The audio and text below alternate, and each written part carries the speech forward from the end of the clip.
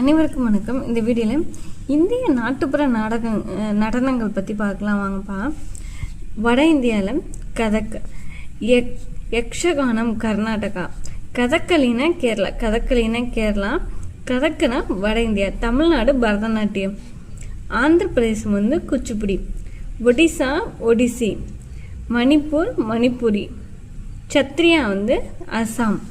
இது தமிழ்நாட்டில் புகழ்பெற்ற நடனங்கள் என்னென்னா பாருங்கள். இது தமிழ்நாட்டில் கரகாட்டம், ஒயிலாட்டம், கும்மி, தெருக்கூத்து, பொம்மலாட்டம், புலியாட்டம், கோலாட்டம், தப்பாட்டம். கேரளாவில் தெய்யம், மோகினியாட்டம்.